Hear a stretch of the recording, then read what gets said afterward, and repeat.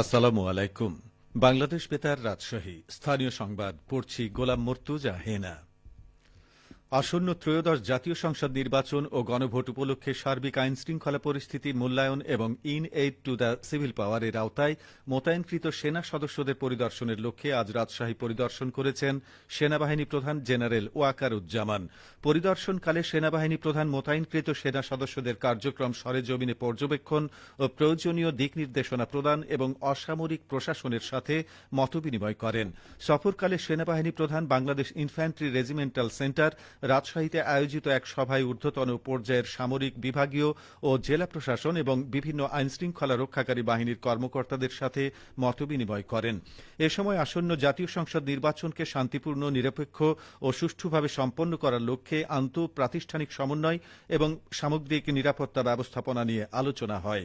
সেনাপ্রধান পেশাদারিত্ব, নিরপেক্ষতা, শৃঙ্খলা, ধৈর্য ও নাগরিক বান্ধব আচরণের মাধ্যমে দায়িত্ব পালনের উপর বিশেষ গুরুত্ব আরোপ করেন।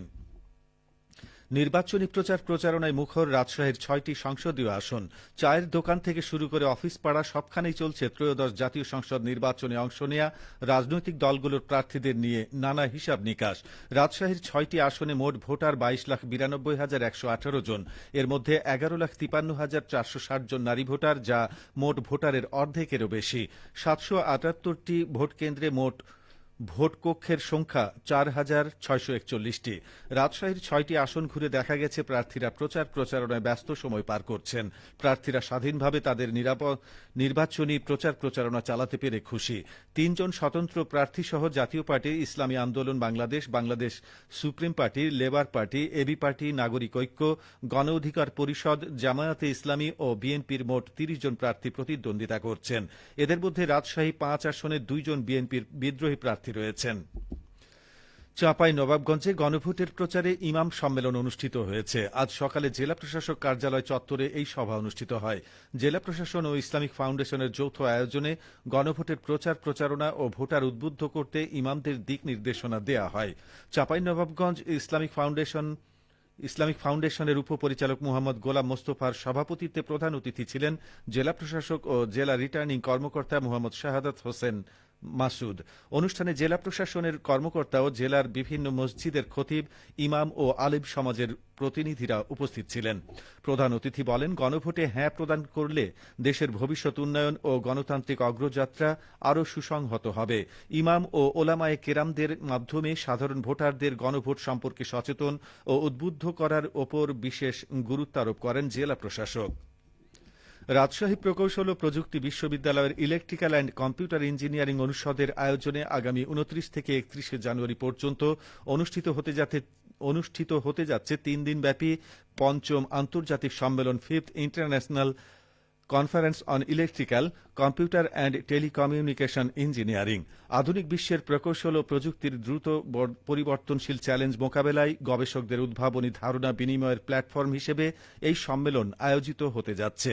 এবারের সম্মেলনে বিশ্বের অন্তত ১৫টি দেশের গবেষক, শিক্ষক ও শিক্ষার্থীরা অংশগ্রহণ করছেন। এবছর মোট ৯৯৫টি গবেষণা প্রবন্ধ জমা পড়েছিল। আন্তর্জাতিক মানের অধ্যাপক ও গবেষকদের সমন্বয়ে গঠিত টেকনিক্যাল কমিটির নিবিড় যাচাই বাছাই শেষে উচ্চ মানসম্পন্ন ৩৩৫টি প্রবন্ধ গ্রহণের সিদ্ধান্ত নেওয়া হয়।